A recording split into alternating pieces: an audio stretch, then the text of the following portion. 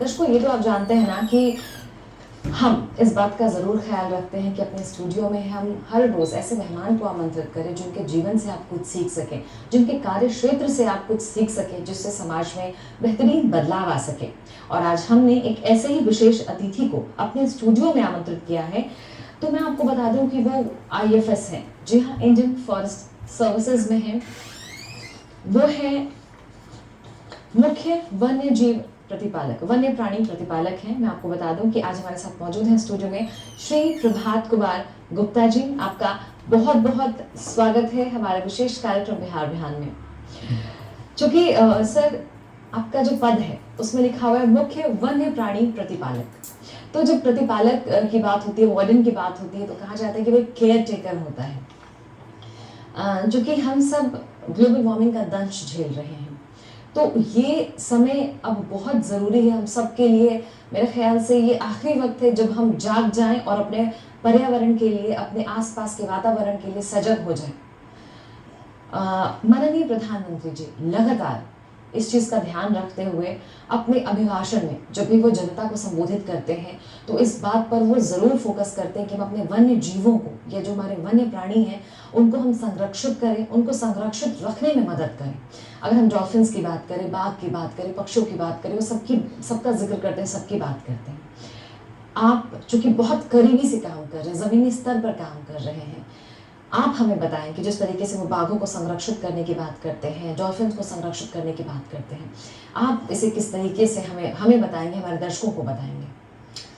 सबसे पहले तो प्रिया जी, आपको और आपके तमाम दर्शकों को मेरा विनम्र नमस्कार, और आज बिहार बिहान के इस कार्यक्रम में आमंत्रित करने के लिए बहुत बहुत धन्यवाद। आपने जो सवाल पूछा, ये एक बहुत ही महत्वपूर्ण सवाल है, जो आज के परिप्रेक्ष्य में इसलिए भी महत्वपूर्ण हो जाता है क्योंकि क्लाइमेट चेंज का हम लोग दंश झेल रहे हैं, जैसा कि आपने कहा। अगर हम लोग देखें कि जब से इंडस्ट्रियल रेवोल्यूशन यूरोप में शुरू हुआ 19 के दशक से, 19 के सेंचुरी से, 19th सेंचुरी से, उसके बाद से दुनिया का टेम्परेचर 1.1 डिग्री सेंटीग्रेड बढ़ चुका है। सुनने में बहुत कम लगता है कि 1 डिग्री सेंटीग्रेड, लेकिन आप अगर AC भी चलाते हैं और 25 डिग्री पे चला रहे हैं, आप 24 डिग्री पे उसको कर देते हैं, तो आपको चादर या रजाई लेने की जरूरत पड़ जाती है। तो ये क्लाइमेट चेंज बहुत लंबे समय में जो व्यवस्था में अर्थ के टेम्परेचर में बदलाव होता है, ये उसको डिनोट करता है, और ये मानव के जनित गतिविधियों से हुआ है। और ये कैसे असर करता है? मौसम चक्र बदल जाता है। अभी आप देख रहे हैं न्यूज़ में, मैं कुछ दिन पहले देख रहा था, गुजरात में बाढ़, महाराष्ट्र में बाढ़, लेकिन बिहार में, वेस्ट बंगाल में सूखा, उत्तराखंड में बाढ़, तो कहीं अति सूखा, कहीं अति बाढ़। तो ये मौसम चक्र के बदलने से होता है।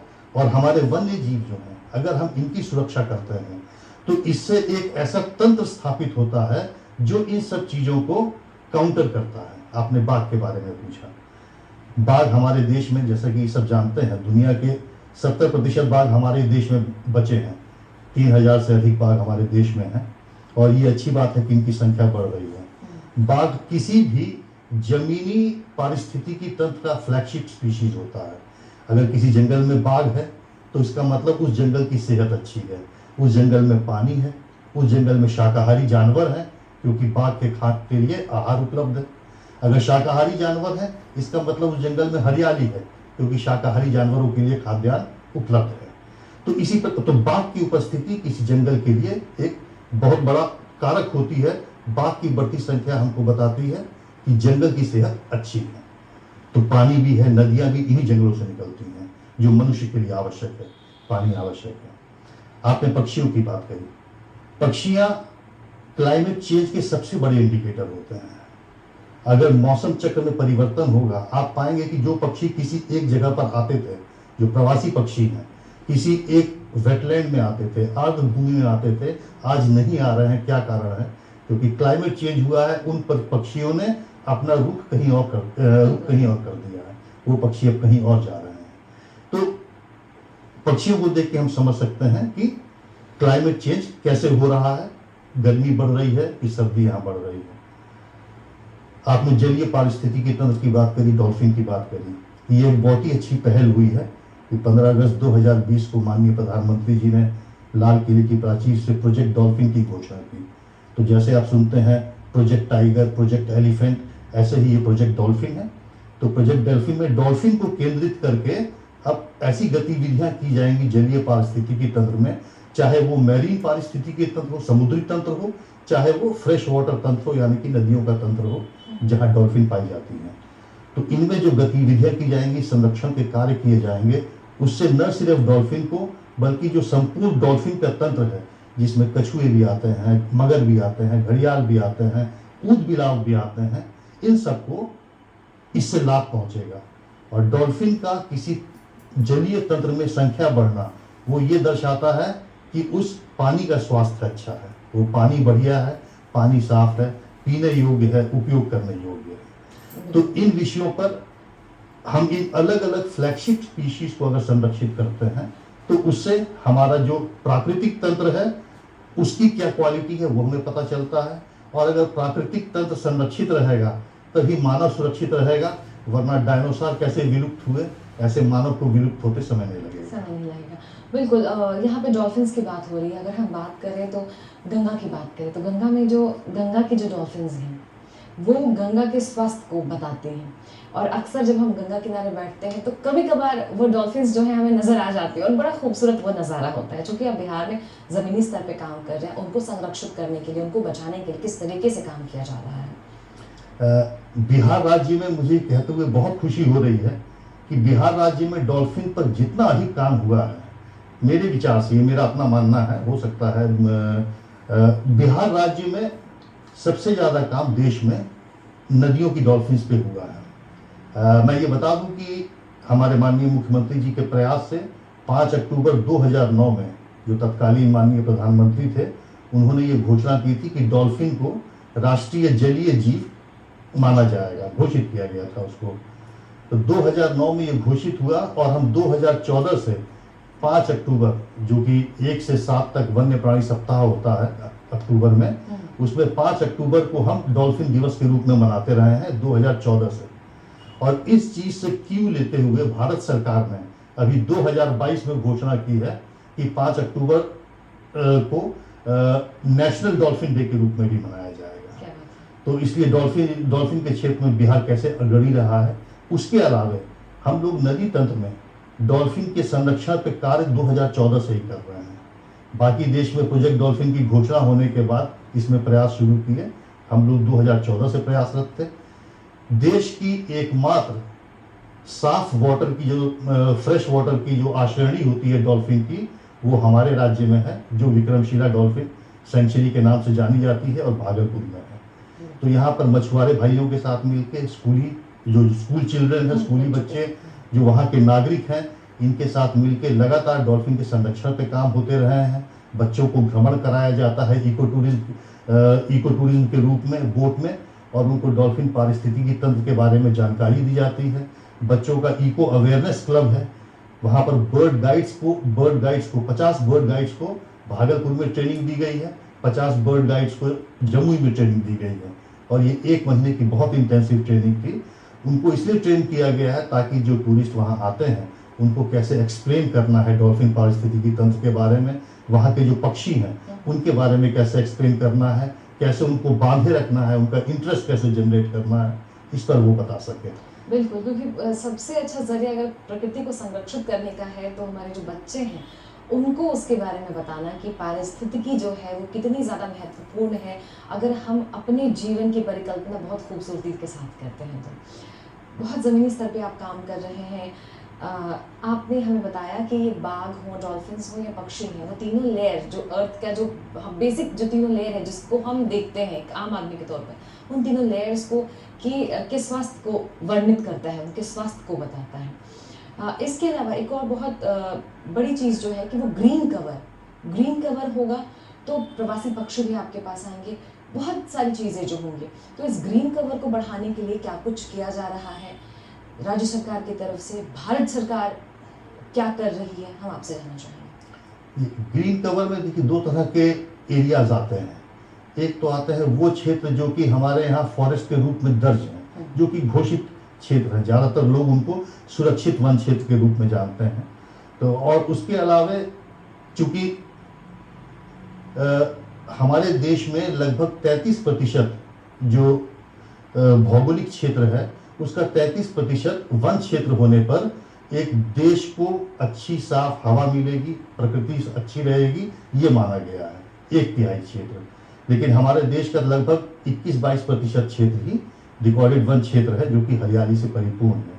तो इसको बढ़ाने के लिए अब जंगल के अंदर तो और जगह नहीं मिल रही है, लेकिन जंगल के बाहर हरियाली बढ़ाने का प्रयास किया जा रहा है। बिहार सरकार भी इसी दिशा में काम कर रही है। जब ये झारखंड और बिहार एक राज्य थे, उस समय हमारे पूरे बिहार राज्य का, अर्स्टवाइल बिहार स्टेट का जो परसेंटेज होता था, फॉरेस्ट परसेंटेज, वो 21% के लगभग था। अब जो है, जब से ये अलग हुए दोनों राज्य, हमारे बिहार राज्य में रिकॉर्डेड फॉरेस्ट एरिया मात्र लगभग 7% रह गया। तो इसको एड्रेस करने के लिए बड़े पैमाने पर बिहार राज्य में वन विभाग ने जंगलों से बाहर वृक्षारोपण करने का कार्य किया है, जिसमें नदी किनारे, सड़क किनारे और कैनाल्स जो हैं, कैनाल्स के किनारे की जमीन, इन पर वृक्षारोपण। फिर जो किसान भाई हैं, किसान भाइयों को वानिकी कार्य से जोड़कर एग्रो फॉरेस्ट्री पर बहुत बड़ा काम शुरू किया, जिसमें उनकी भूमि पर, खेती की भूमि पर, मेड़ों पर, चाहे खेतों में, वहाँ पर पेड़ लगाने का।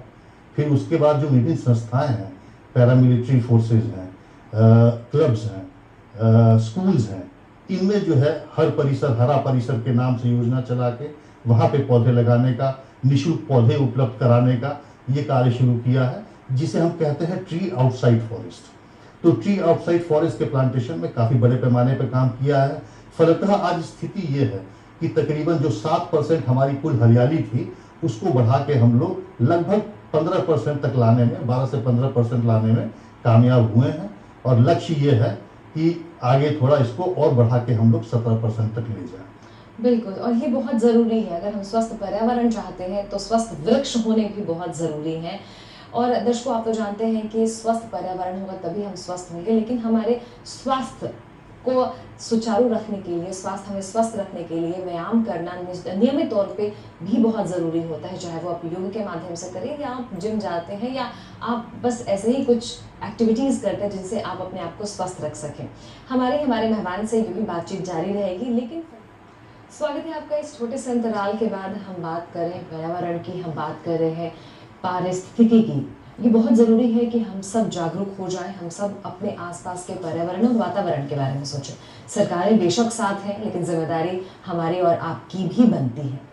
हमारे साथ आज स्टूडियो में मेहमान हैं श्री प्रभात कुमार गुप्ता जी। मैं आपको बता दूं कि वह है मुख्य वन्य प्राणी प्रतिपालक।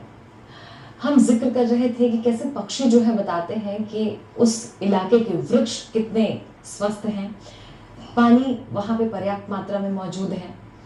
लेकिन अगर मैं ट्रेंड देखूं तो पूरे साल भारत में या बिहार में या अलग अलग राज्यों में हर साल जो प्रवासी पक्षी हैं, उनके आने का सिलसिला चलता रहता है। किसी को गर्मी पसंद है, किसी को सर्द मौसम पसंद है, किसी को बरसात का मौसम चाहिए होता है।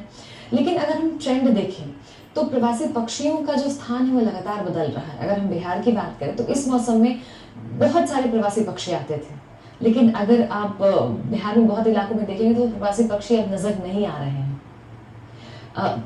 इस पे आप क्या कहेंगे और क्या मूल कारण हो सकता है इसके पीछे? प्रिया जी, ये सवाल आपका बहुत अच्छा है, क्योंकि अक्सर लोगों के मन में ये भ्रांति रहती है कि पहले यहाँ पर बहुत पक्षी आते थे और अब पक्षी नहीं दिखते हैं। इसका मतलब कि पक्षियों को या तो पाया जा रहा है या पक्षियों के लिए स्थान अनुकूल नहीं है। तो इसमें पहली बात कुछ हद तक हो सकती है, क्योंकि इसमें नो डाउट शिकार भी होता है, लेकिन दूसरी बात काफ़ी हद तक इस पर लागू होती है। प्रवासी पक्षी जो इंडिया में आते हैं, क्यों आते हैं? वो इसलिए क्योंकि जो ठंडे देश हैं, Siberia, China, Mongolia, Kyrgyzstan, Kazakhstan, इन जगहों पे जब सर्दी का मौसम होता है तो उतनी सर्दी ये बर्दाश्त नहीं करते हैं और थोड़े बेहतर अनुकूल मौसम के लिए इंडिया आते हैं। और आप ये देख लीजिए कि ये पक्षी 11,000 से लेके 5,000 तक की यात्रा करके उड़ते हुए और हिमालय की ऊंचाइयों को पार करते हुए यहाँ आते हैं। और जब हिमालय पार करते हैं ये पक्षी, खतरे बहुत होते हैं, बाज हैं, चील हैं, गिद्ध हैं, दूसरे पक्षी हैं जो इनका शिकार करते हैं। इन सब कठिनाइयों से जूझते हुए जब ये पक्षी यहाँ पहुँचते हैं, इनको आराम की ज़रूरत होती है।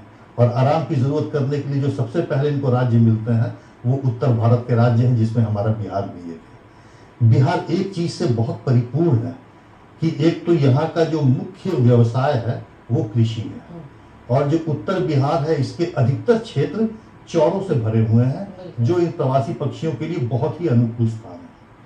तो जब ये प्रवासी पक्षी यहाँ पहुंचते हैं आराम करने के लिए, रेस्ट करने के लिए इन्हीं जगहों पे ठहरते हैं। हमारे यहाँ तकरीबन अगर हम लोग छोटे बड़े चौरों सबको ले लें तो 17,000 से अधिक चौर हैं यहाँ पे। तो इसलिए किसान जितने भी हैं वो इन सब प्रवासी पक्षियों को अपने आसपास देखते हैं, और जब इनमें कमी होती है तो लगता है कि ये कम हो गया। लेकिन ये बात भी एक सही है, जैसे जैसे मौसम चक्र बदल रहा है वैसे वैसे एक स्थान पर पक्षियों की बहुलता कम हो रही है, लेकिन जहां कभी पहले पक्षी नहीं आते थे उन स्थानों पर पक्षी बहुल हो रहे हैं। बिहार राज्य में आपको जान के खुशी होगी, पक्षियों की ओर जो है हम लोगों ने विशेष ध्यान दिया है, क्योंकि जमीनी जानवरों को तो सब कोई देखता है, बाघ को हर कोई चूंकि स्पष्ट देख लेता है, तो बाघ, भालू है, बाघ है, हाथी है, इनको देखना चाहता है, आश्रयनियों में जाता है। लेकिन पक्षी चूंकि उत्तर बिहार में लोगों को अपने आसपास बिखरे मिलते हैं, इनकी महत्ता समझ नहीं आती। इस बार हम लोगों ने इन पर पक्षियों पर विशेष ध्यान दिया था, और राज्य में पहली बार बर्ड फेस्टिवल हुआ 15 से 17 जनवरी 2021 के बीच, जिसमें माननीय मुख्यमंत्री जी का इन्होंने इसका उद्घाटन किया था। उसमें इन्होंने ब्लिट्स रीड वार्बलर, ये एक छोटा सा 70 ग्राम का पक्षी होता है जो 6000 किलोमीटर की यात्रा करके, प्रवास करके हमारे यहाँ पहुंचता है। हाँ, इस पक्षी की रिंगिंग हम लोगों ने करवाई। आपको जान के खुशी होगी, हम लोगों ने पहली बार बिहार राज्य में देश का पहला रिंगिंग एंड मॉनिटरिंग स्टेशन खुला है, जो कि राज्य सरकार के सहयोग से खुला है। ऐसे तो देश में 4 हैं, लेकिन ये पहला है जो राज्य सरकार के सहयोग से खुला है। तो जो वहाँ के वैज्ञानिक थे रिंगिंग एंड मॉनिटरिंग स्टेशन के, उन्होंने इसको रिंग किया, रिंग पहनाया, और उसको माननीय मुख्यमंत्री जी ने अपने हाथों में लेके मुक्त किया आगे की उड़ान के लिए। तो इस पर हम लोग लगातार कार्य कर रहे हैं, और प्रवासी पक्षियों की फिर हमने पहली बार राज्य में गिनती हुई। पहले कभी गिनती नहीं हुई थी, तो पहली बार गिनती इसी फरवरी 2022 में हुई है, जिसमें हम लोगों ने 68 आर्द्र भूमियों को कवर किया। टोटल 17,000 तो कवर करना पॉसिबल नहीं था, लेकिन 68 हम लोगों ने आर्द्र भूमियों को कवर किया है, वेटलैंड्स को, और इसमें अधिकतर वॉलंटियर्स ने पार्ट लिया है। टोटल 335 लोग लगे, जिसमें विभागीय पदाधिकारी कर्मचारी मात्र 35 से 40 थे, और बाकी सब वॉलंटियर्स थे और एक्सपर्ट्स थे। इन्होंने उसमें भाग लिया, और हमारे यहाँ उस गिनती में 4 दिनों की गिनती थी विभिन्न वेटलैंड्स में, तो 4 दिनों की गिनती में 202 प्रजाति के पक्षी पाए गए, और कुल संख्या गिनती में आई 45,193। तो ये संख्या सुनने में कम लग सकती है, लेकिन अगर हम 17,000 वेटलैंड्स को देखेंगे 68 वेटलैंड्स के अगेंस्ट, तो ये संख्या बहुत बढ़ जाएगी। इसके पहले देश में ये होता था, जब गिनती होती थी पक्षियों की, बिहार राज्य में वेटलैंड इंटरनेशनल नाम की जो वैश्विक संस्था है, वो एक आध वेटलैंड में कराती थी और उसी वेटलैंड के आंकड़े प्रदर्शित करती थी। तो पहली बार ऐसा हुआ है कि बिहार राज्य में कितनी प्रचुरता है प्रवासी पक्षियों की, ये समझ में आई है। रह गया आपका मूल सवाल कि पक्षी कम हो रहे हैं, उसका ये कहना है कि पक्षी कम नहीं हो रहे हैं, उनको आप ये कह सकती हैं कि वो एक स्थल से दूसरे स्थल पर स्थानांतरित हो रहे हैं, मौसम चक्र में बदलाव हो रहा है, फिर जो है विकास कार्य कहीं ज़्यादा बढ़ जाते हैं अगर, तो पक्षियों के लिए वहाँ पर रह पाना थोड़ा मुश्किल हो जाता है, तो वो भी अपना स्थान और ठौर ठिकाना बदल लेते हैं। बिल्कुल, स्थान और ठौर ठिकाना बदल लेते हैं, तो हम भी थोड़ा प्रयास करके, थोड़ी कोशिश करके उनके लिए एक अनुकूल व्यवस्था स्थापित अपने घर में कर सकते हैं। जैसे हम चिड़ियों के लिए दाना रख सकते हैं, उनके लिए पानी रख सकते हैं। ये तो आपने जिक्र किया पक्षियों का। अगर वेटलैंड्स का आप जिक्र कर रहे थे कि वेटलैंड्स में जो गिनती हुई पक्षियों का आकलन किया गया, अगर मैं वेटलैंड्स की बात करूँ तो बिहार इस चीज़ को लेकर के बहुत ज़्यादा कह सकते हैं खुशनसीब है राज्य बिहार कि हमारे पास बहुत सारे वेटलैंड्स हैं। लेकिन अगर मैं बात करूँ प्रॉपर वेटलैंड्स की, जिसे रामासार साइट्स में हम कन्वर्ट कर सकते हैं, या हम उसके लिए कह सकते हैं कि रामासार साइट्स में इनको शामिल किया जाए, इन्हें बचा करके रखना कितना ज़रूरी है और हम कैसे बचा सकते हैं? Again a very good question. हमारे यहाँ बिहार में अगर आप देखें तो 5 पक्षी आश्रयनियाँ हैं। इसके अलावा एक संरक्षण आरक्ष भी है जो कि 2019 में डिक्लेयर हुआ है, जो कटिहार में है, जिसे गोगाबील संरक्षण आरक्ष बोलते हैं। वो संरक्षण आरक्ष भी है और सामुदायिक आरक्ष भी है, क्योंकि उसमें रहती भूमि भी सम्मिलित है। तो जो आपने वेटलैंड और रामसर साइट्स के बारे में कहा, बड़े वेटलैंड्स को अगर हम देखते हैं तो हमारे यहाँ 100 हेक्टेयर से अधिक क्षेत्रफल के 133 वेटलैंड्स हैं। और जो मैंने 5 पक्षी आश्रय बताया, इसमें एक कावरताल पक्षी आश्रयणी जो कि बेगूसराय जिले में है, ये एक बहुत महत्वपूर्ण पक्षी आश्रयणी है। और आपको ये जान के खुशी होगी कि हाल ही में ये पक्षी आश्रयणी को रामसर साइट के रूप में डिक्लेयर किया गया है। तो रामसर साइट का महत्व ये है कि रामसर साइट डिक्लेयर होने पर विश्व का ध्यान उस साइट की ओर जाता है, और वहां पर पक्षियों के, प्रवासी पक्षियों के संरक्षण के प्रयास, जलीय पक्षियों के संरक्षण के प्रयास, उसके पारिस्थितिकी तंत्र के संरक्षण के प्रयास बढ़ जाते हैं, क्योंकि उस पर विश्व की भी नजर रहती है। तो कावरताल पक्षी आश्रयणी में भी हम लोग संरक्षण के सारे कार्य कर रहे हैं। उसमें पानी को अच्छा बनाना, मछुआरे भाइयों के साथ लगातार वार्तालाप, जिससे कि उनकी निर्भरता इस पर आश्रयणी क्षेत्र पर कम हो, उनके वैकल्पिक आय के उपाय, इन पे बात करना, लोगों को जागृत करने के लिए इको टूरिज्म के माध्यम से उनको वहाँ का भ्रमण कराना, वहाँ पर फैसिलिटीज उपलब्ध कराना, ये सब चीज़ों पे कार्य हो रहा है। तो रामसर साइट के रूप में अभी हमारा चूंकि एक ही स्थल डेवलप हुआ है, उम्मीद है आगे भी हम लोग ऐसे और स्थल डेवलप करेंगे। बिल्कुल, और इसका किया जाना बेहद जरूरी है, क्योंकि जब विश्व की नजर पड़ती है तो शायद आसपास जो लोग हैं उनको लगेगा कि ये बहुत ज्यादा महत्वपूर्ण है, क्योंकि अगर एक भी राज्य, एक भी देश अगर अपना इकोसिस्टम मेंटेन करने में नाकाम रह जाता है तो उसका असर पूरे विश्व पर पड़ेगा। एक और बहुत देर से सवाल मेरे मन में आ रहा था कि जिस तरीके से हम देख रहे हैं कि आपने कहा कि शिकार होता है, पक्षियों का शिकार होता है, या आसपास जो छोटी छोटी ऐसी जगहें हैं जैसे जंगल का रूप जो जगह ले लेती हैं, वहाँ जो है वन्य जीव आ जाते हैं, उनको लगता है कि उनके लिए शायद ये सटीक जगह है, तो वहाँ पे शिकार करना शुरू करते हैं आसपास के जो लोग होते हैं, या ऐसे जो लोग होते हैं उन्हें खाना भी शुरू करते हैं शिकार करके। आपकी तरफ से क्या प्रयास किए जा रहे हैं, क्योंकि उनका रोका जाना बहुत जरूरी है, आप इस पे क्या कहेंगे? ये बात सही है कि जो भी रिसोर्सेज इस दुनिया में मौजूद हैं, मनुष्य ने हर रिसोर्स का दोहन अपने काम के लिए किया है, चाहे वो मिनरल डिपॉजिट्स हो, चाहे वो नेचुरल रिसोर्सेज हो। तो इन्हीं नेचुरल रिसोर्सेज में हमारे एनिमल्स, पक्षी, ये सब आते हैं। तो इसी इनका शिकार भी होता है, चाहे खाने के लिए हो, चाहे बेचने के लिए हो। आपको जान के आश्चर्य होगा कि दुनिया में वाइल्ड लाइफ और वाइल्ड लाइफ के अंगों की तस्करी चौथा सबसे बड़ा व्यापार है। अगर हम बात करें नारकोटिक्स की, आर्म्स स्मगलिंग्स की इत्यादि, इनके बाद तो चौथा सबसे बड़ा व्यापार वाइल्ड लाइफ ट्रेड का है। तो और स्थानीय स्तर पे भी पोचिंग होती है, और उसमें लोग मीट के लिए भी कई बार पक्षियों को खाते हैं। तो इस पर हम लोग बहुत लंबे समय से प्रयास कर रहे हैं, चूंकि पक्षियों की ओर विशेष ध्यान दिया जा रहा है।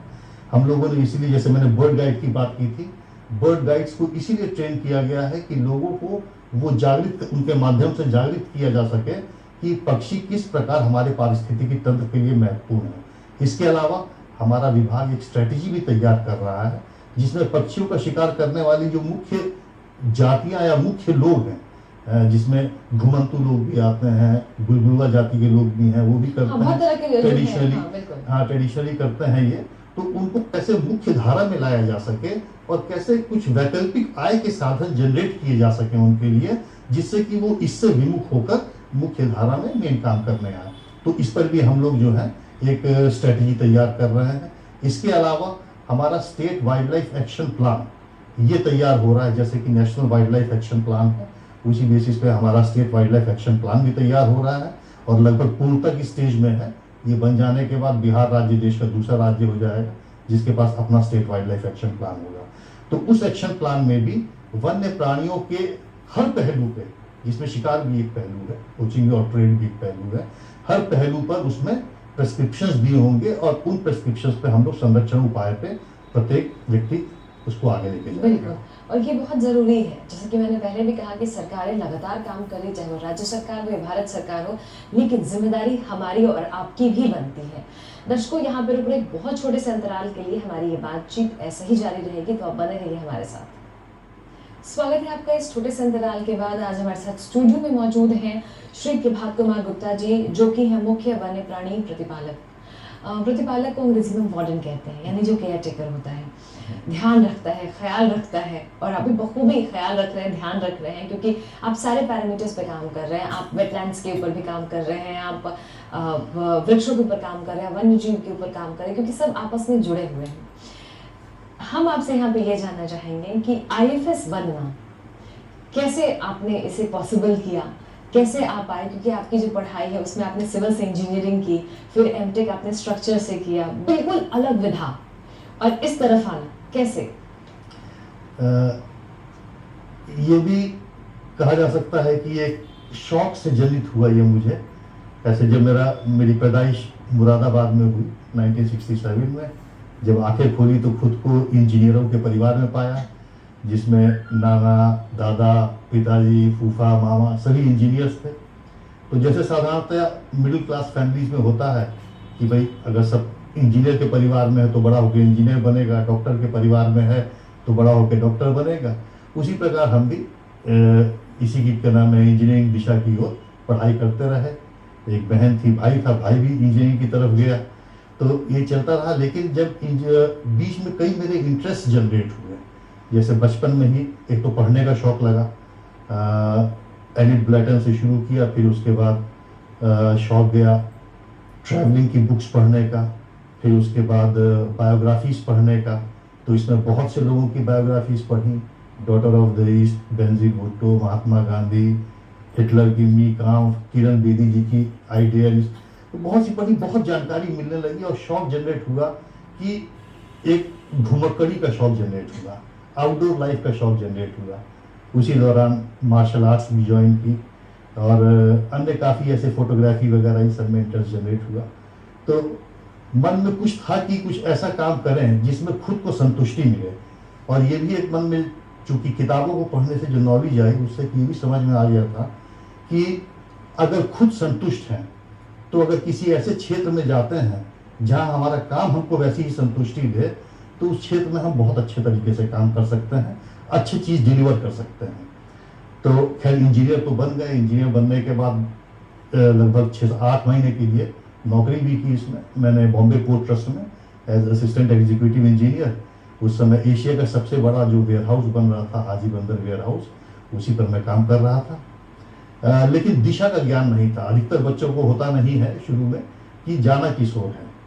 तो मेरे एक फ्रेंड हुआ करते थे मोहम्मद यूसुफ, जो हमारे सहपाठी रहे थे। वो दूसरे इंजीनियरिंग कॉलेज में पढ़ रहे थे, लेकिन छुट्टियों में मुलाकात हुई। उन्होंने ऐसे ही कहा कि प्रभात, तुम्हारी तो आउटडोर टाइप की नेचर है, तुम IFS का एग्ज़ाम क्यों नहीं देते हो? तब फिर मैंने उनसे पूछा ये IFS क्या है, इससे कहा जाता है, किस टाइप का मेरा नेचर का वर्क है। तो वो चूँकि IFS के एग्ज़ाम पिछले 1-2 बार से दे रहे थे, तो उनको जानकारी थी, उन्होंने एक्सप्लेन किया। तो मुझे लगा कि शायद यही वो रास्ता है जो मेरे लिए है। तो फिर मैं छुट्टी लेके आया बॉम्बे पोर्ट से 3 महीने की, और मेहनत करनी पड़ी, काफ़ी मेहनत की, एग्ज़ाम दिया, लकीली उसमें सिलेक्शन भी हो गया। उसके बाद मैं इस क्षेत्र में आया। लेकिन ये कहते हुए खुशी है कि आज मैं वार्डन हूँ। जैसे आपने कहा कि केयर टेकर होते हैं, बात बिल्कुल आपकी सही है। जैसे कि जिलाधिकारी होते हैं, ऑल इंडिया सर्विस में हम 3 सर्विसेज आप जानती हैं, IAS है, IPS है, IFS है। जिलाधिकारी होते हैं, SP होते हैं, ये समाज को सुनते हैं, समाज के लिए, भलाई के लिए काम करते हैं। समाज क्या है? समाज ऐसे लोग हैं जो कि अपना दुख दर्द बता सकते हैं, कुछ काम हो तो उसको व्यक्त कर सकते हैं और अपनी भावनाओं को व्यक्त कर सकते हैं। हम जब फॉरेस्ट में आए तो एक बहुत बड़े ऑथर हैं रस्किन बॉन्ड, शायद आपने नाम सुना होगा। इनकी एक पोएम थी जो उन्होंने इंडियन फॉरेस्ट सर्विस पे लिखी थी, जिसकी पहली 4 पंक्तियां मुझे बहुत प्रेरित करती हैं। आपकी अनुमति हो तो मैं वो 4 पंक्तियां ऐसे शुरू होती हैं जो उन्होंने इंडियन फॉरेस्ट सर्विस ऑफिसर्स के बारे में कहा है। You are the quiet man who do not boast, although you have done more than most to make this land a sea of green from here to far Cape Comorin। आप वो लोग हैं जो चुपचाप काम करते हैं, बखान नहीं करते। और हालांकि आपने और बहुतों से बहुत ज़्यादा काम किया है इस देश को उत्तर भारत से लेकर कन्याकुमारी तक हरा बनाने में। तो ये चीज़ें मुझे हमेशा प्रेरित करती रही अपनी नौकरी के दौरान। और शुरुआत में ही मुझे ये लगा कि बाकी जो सर्विसेज हैं ये तो मनुष्यों को देखती ही हैं, लेकिन जो पेड़ हैं और जो जानवर हैं जो बेजुबान हैं, जो अपनी भावना व्यक्त नहीं कर सकते, उनको क्या चाहिए बता नहीं सकते, उनकी आवाज़ कौन बनेगा। तो शुरू से दिमाग में ये धारणा थी कि उनकी आवाज़ हम ही लोगों को बनना है। बिल्कुल। और वैसे भी अगर हम भारत के मैप को देखें तो कहा जाता है कि ऊपर हिमालय है और 3 द्वार जो कहा जाता है वो पूरा इंडियन ओशन से भरा है। तो वैसे प्रकृति ने हमें बहुत कुछ बख्शा है, ये जिम्मेदारी हमारी और आपकी है और आप इस जिम्मेदारी को बखूबी निभा रहे हैं। बिहार में आप काम कर रहे हैं, बहुत बेहतरीन तरीके से कर रहे हैं, आप लगातार लोगों में जागरूकता ला रहे हैं। लेकिन एक चीज़ जो बहुत ज़्यादा सालती है हमें कि हम समझते हुए, जानते हुए, पढ़े लिखे होने के बावजूद भी कुछ ऐसी गलतियां करते हैं जिसका प्रतिकूल प्रभाव हम सब वन्य जीव प्राणियों को तो पड़ता ही, हम सब पर भी बहुत बुरी तरीके से पड़ता है। अगर मैं गंगा के डॉल्फिन्स की बात करूँ, आपने जिक्र किया था कि मछुआरों को किया जाता है, लेकिन फिर भी कभी कभार ऐसी खबरें आ जाती हैं कि उन्हें मृत पाया गया किनारों पे।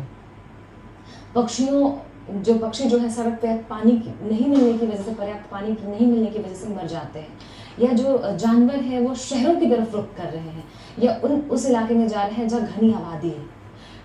क्या वजह है? आप जो कि लगातार, आपके साथ साथ जो बहुत सारे लोग काम कर रहे होंगे, लगातार इन सब चीज़ों को देख रहे होंगे, आप इसे किस तरीके से रोकने की कोशिश कर रहे हैं? देखिए, इसमें एक बहुत अच्छी चीज़ है, मतलब बहुत इम्पोर्टेंट चीज़ है जिस पे हम लोगों को ध्यान देना खासकर आज के ज़माने में बहुत आवश्यक है। आपने बचपन में पंचतंत्र की कथाएं पढ़ी होंगी, आपने बचपन में और भी बहुत सी कहानियां हैं पढ़ी होंगी, जहां आप देखते हैं कि जानवर और मनुष्य मिलकर या सानिध्य में रहते हैं, हार्मोनी में रहते हैं। हम लोग अनफॉर्चुनेटली क्या हुआ है, मनुष्य अपने आप को प्रकृति से अलग समझता है। वो सोचता है जानवर एक साइड है, हम एक साइड हैं, और यही कारण है जो द्वंद्व का है। आजकल जितना डेवलपमेंट हो रहा है वो डेवलपमेंट शहरों में हो चुका है, और अब उस डेवलपमेंट के लिए जंगल के क्षेत्र जो कि जानवरों का रिहायशी क्षेत्र है, अब उस ओर लोग रुख कर रहे हैं। जंगलों में सड़क बनाना, जंगलों में बिल्डिंग्स बनाना, चाहे टूरिज्म के लिए हो चाहे दूसरी सुविधाओं के लिए हो, इन सब चीज़ों पे काम हो रहा है, और इसका असर सीधा असर जानवरों पे पड़ रहा है, जिसकी वजह से जानवर अब मनुष्यों के क्षेत्र में आ रहे हैं। तो आप खुद ही सोचिए, अगर आपके घर के बीच में से एक सड़क निकाल दी जाए तो क्या आप घर के एक साइड से दूसरे साइड जा पाएंगे? इसी तरह जब एक आश्रयणी में बीच से एक सड़क निकाल दी जाती है मनुष्य की सुविधा के लिए, तो वो जानवर का घर आधा हो जाता है, एक तरफ का जानवर दूसरी तरफ जाने से कतराता है। तो यही कारण है कि आज जो मानव वन्य प्राणी द्वंद्व हो रहा है, उसके पीछे मुख्य कारण यही है कि जानवर गांवों में आ रहे हैं।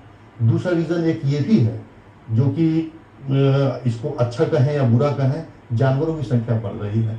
हमारे यहाँ बाघ बढ़ रहा है, तो ये तो बहुत अच्छी बात है। जगह कम पड़ रही है तो नेचुरली बीच बीच में यहाँ भी आता है, गांव में भी आता है, गन्ने के खेतों में बाघिन बच्चे देने भी आती है।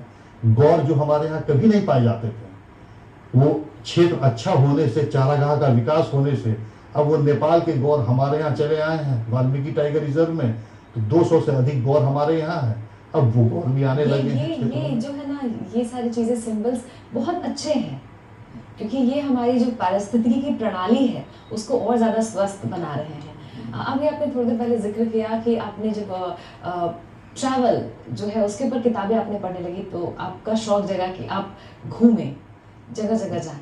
आप बहुत जगह गए, बहुत जगह आपने ट्रैवल किया है, लेकिन आपके जो घूमने की शैली है वो बहुत अलग है। बड़े बड़े होटल्स में नहीं रुक करके आप जो लोग हैं वहाँ के, उनके घरों में आप रुकते हैं, नाइट स्टे करते हैं।